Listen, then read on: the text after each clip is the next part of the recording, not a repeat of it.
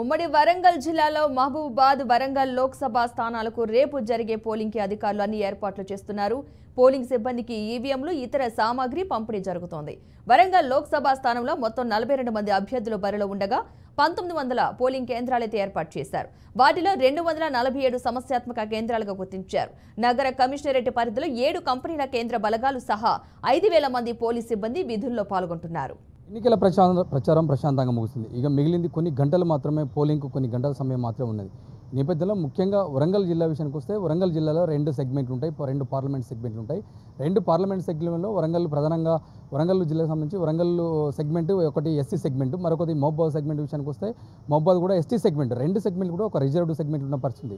Overall చూసుకుంటే ఈ సెగ్మెంట్లకు సంబంధించి ఇప్పటికే పోలీస్ బలగాలు కావచ్చు, ఎలక్షన్ సిబ్బంది కావచ్చు, పూర్తి స్థాయిలో పోలింగ్ ప్రశాంతంగా జరగడం కోసం ఎలక్షన్ ఆఫీసర్ కావచ్చు, ఇటు కలెక్టర్ కాంచి, ఆర్ఓలు కాంచి, రిటర్నింగ్ అధికారుల కాంచి పూర్తి ఏర్పాట్లు చేసిన పరిస్థితి.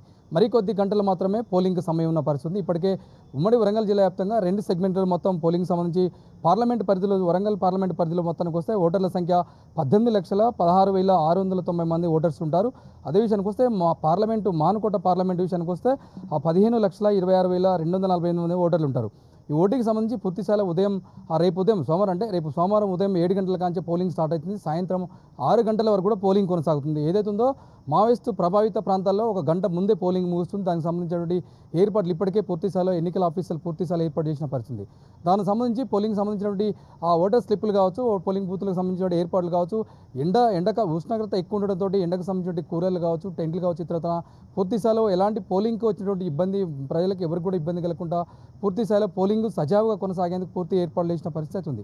దానికి సంబంధించి ముఖ్యంగా విషయానికి వస్తే వరంగల్ పార్లమెంట్ పరిధిలో ఉన్నప్పుడు మొత్తానికి ఓవరాల్గా ఉన్నటువంటి 18,16,690 ఓటాకు వినియోగించుకున్నారు. ఇందులో వరంగల్ పార్లమెంట్ విషయంలో పురుష ఓటర్లు 8,92,676 ఓటర్లు ఉన్నారు. అయితే మహిళల విషయానికి వస్తే మొత్తం 9,23,541 మంది మహిళా ఓటర్లు ఉన్నారు. మహబూబాబాద్ పార్లమెంట్ విషయానికి వస్తే మహబూబాబాద్ పార్లమెంట్లో కూడా మొత్తం 1783 పోలింగ్ కేంద్రాలు ఉన్నాయి. దీనిలో భాగంగా 15,26,26,243 తమ ఓటును వినియోగించుకున్నారు. పురుషుల ఓటర్లకు వస్తే పురుషుల విషయానికి వస్తే 7,45,716 మంది ఓటర్లు ఉన్నారు. మహిళా ఓటర్లు కూడా 7,80,316 మంది ఓటర్లు ఉన్నారు. అయితే ఇప్పటికే దీనికి సంబంధించి పోలింగ్ కేంద్రాలకు ఎలక్షన్ కమిషన్ ఆదేశాలు ఏది ఉందో పోలింగ్ కేంద్రానికి కనీసం మినిమం 200 మీటర్ల దూరంలో ఉండాలి. 200 మీటర్ల దూరం తర్వాతనే పోల్ చిట్టీలు కావచ్చు, ఇతర లీడర్లు కావచ్చు, ఎవరైనా దానికి సంబంధించి ఏర్పాట్లు ఎలక్షన్ కమిషన్ ఎవరు కూడా బైఫర్కేషన్ చేయకుండా ఎలక్షన్ నిబంధనల ప్రకారమే పోల్ చిట్టీలు పంపిణీ చేసుకోవాలని చెప్పి ఇప్పటికే స్పష్టంగా చెప్పిన పరిస్థితి ఉంది ఎలక్షన్ కమిషన్. అదేవిధంగా ఏతుందో ఇప్పటికే ఎక్కడైతే పోలింగ్ కేంద్రాల దగ్గర ఇప్పటికే 144 సెక్షన్ కొనసాగుతుంది. ఓవరాల్గా ఉమ్మడి వరంగల్ జిల్లా విషయానికి వస్తే 2 పార్లమెంట్ సెగ్మెంట్లో కూడా మొత్తం పోలింగ్ కేంద్రాలకు సంబంధించి 144 సెక్షన్ కొనసాగుతుంది. అదేవిధంగా పోలీసుల భారీ బందోబస్తు మధ్య పోలింగ్ కొనసాగుతుంది. ఇప్పటికే 5,000 మంది వరంగల్ పార్లమెంట్ విషయానికి వస్తే 5,000 మంది పోలీసు పహారా మధ్యలో పోలింగ్ కొనసాగుతుంది. మహబూబాబాద్ పార్లమెంట్ విషయానికి వస్తే మరొక 7,000 మంది పోలీసు పహారాలో పోలింగ్ కొనసాగుతుంది. 2 పార్లమెంట్ సెగ్మెంట్లో పరిస్థితి చూసుకుంటే మొత్తం 12,000 మంది పోలీసుల పహారాలో భారీ భద్రత నడమ పోలీసులు పోలింగ్ కొనసాగుతుంది. ఇప్పటికే దానికి సంబంధించి ఇలా సెంట్రల్ ఫోర్స్ కావచ్చు, స్టేట్ ఫోర్స్ కావచ్చు, పూర్తిగా అన్ని పోలింగ్ కేంద్రాలకు సంబంధించి కావచ్చు అన్ని సెంటర్లు ఇలా పోలీసు బలగాలు మోహరించిన పరిస్థితి. ఎక్కడ కూడా అవాంఛనీయ సంఘటన జరగకుండా ఎవరు కూడా కొత్త వ్యక్తులకు వచ్చినా కూడా పూర్తి స్థాయిలో చెక్ చేసిన తర్వాత వాళ్ళని పరిశీలించిన తర్వాతనే బయటికి పంపించే పరిస్థితి ఉంది. ఏదుందో ఇది మొత్తంగా ములుగు విషయానికి వస్తే మహబూబాబాద్ సెగ్మెంట్ సంబంధించి ములుగు విషయానికి వస్తే ములుగు కావచ్చు, భూపాలపల్లి కావచ్చు, మావోయిస్టు ప్రభావిత ప్రాంతాల్లో పూర్తి ఏర్పాట్లు చేసిన పరిస్థితి. ఇక్కడకంటే ఎక్కడ కూడా పోలింగ్ కేంద్రాలకు కొంచెం ఇబ్బంది కలిగించే విధంగా దూరంగా ఉండే పరిస్థితి. అక్కడ అదనంగా పోలీసు బలగాలు మోహరించాయి. అక్కడ ఉండే మన సాధారణ పోలింగ్ కేంద్రాల కంటే 1 గంట ముందే పోలింగ్ ముగుస్తుంది. దాని తర్వాత ఎవరు కూడా లోకల్కి వచ్చిన లీడర్ ఎవరు కూడా అందుబాటులో లోకల్లో ఉండకుండా బయటికి పంపించే పరిస్థితి. దానికి సంబంధించి పూర్తిగా మహబూబాబాద్ సంబంధించి ఆయా జిల్లా కలెక్టర్ కావచ్చు, మహబూబాబాద్ సంబంధించిన ఎస్పీ కావచ్చు పూర్తి ఏర్పాటు చేసిన పరిస్థితి. ముఖ్యంగా వరంగల్ పార్లమెంట్ విషయానికి వస్తే వరంగల్ పార్లమెంటు ఆయా వరంగల్ కలెక్టర్ కావచ్చు, హన్మకొండ జిల్లా కలెక్టర్ కావచ్చు, వరంగల్ సిపికి సంబంధించిన విషయాలు కావచ్చు పూర్తి స్థాయిలో పోలీసు బలగాలు అయితే పూర్తిగా మోహరించిన పరిస్థితి. ఎలక్షన్ ఆఫీసర్లు కూడా రిటర్నింగ్ అధికారులు కూడా దానికి పోలింగ్ సంబంధించి ఎలాంటి ఇబ్బంది కలగకుండా పూర్తిగా ఏర్పాటు చేసిన పరిస్థితి. ఏదో మోడల్ పోలింగ్ స్టేషన్లు కూడా ఏర్పాటు చేసిన మోడల్ పోలింగ్ స్టేషన్లో అంటే ఒక పోలింగ్ ఓటు తమ ఏదో రాజ్యాంగం కల్పించే ఓటు హక్కుని స్వచ్ఛందంగా వచ్చి వినియోగించుకోవడం కోసం ఒక ప్రశాంతమైన వాతావరణంలో సొంతంగా ఒక ఇంటికి వచ్చినట్టుగా ఉండే విధంగా పోలింగ్ కేంద్రాల దగ్గర మోడల్ పోలింగ్ కేంద్రాలు ఏర్పాటు చేశారు. అక్కడ బెలూన్స్ తోటి కొంచెం త్వరణాలతోటి స్వాగతం పలికే విధంగా ఇప్పటికే మోడలింగ్ పోలింగ్ కేంద్రాలు ఏర్పాటు చేశారు. అదేవిధంగా రాజ్యాంగం కల్పించిన ఓటు హక్కును ఎవరు కూడా ఆ ప్రలోభాలకు గురి కాకుండా తమ సొంతంగా వచ్చి స్వచ్ఛందంగా ఓటు హక్కును వినియోగించుకొని మీకు ఎవరైతే స్వచ్ఛమైన అభ్యర్థులు ఉంటారో సమాజానికి ఉపయోగపడే అభ్యర్థులు ఉంటారో వారికే తమ ఓటు హక్కును వినియోగించుకోవాలని చెప్పి అనేక ప్రచార మాధ్యమాలు కావచ్చు, ఇలా మీడియా తరపున కావచ్చు ఎలక్షన్ అధికారులు ప్రచారం చేయడం జరుగుతుంది. దానికి సంబంధించి ఓటు హక్కు వినియోగించే దిశగా ఎవరికి కూడా ఇబ్బంది కలగకుండా పూర్తి స్థాయిలో ఏర్పాటు చేసిన పరిస్థితి. వరంగల్కి సంబంధించి రెండు సెగ్మెంట్లకు సంబంధించి ఓటర్లు తమ ఓటు హక్కును స్వచ్ఛందంగా వినియోగించుకొని తమ ఓటు హక్కును వినియోగించిన విధంగా పూర్తిగా ఏర్పాటు చేసిన పరిస్థితి.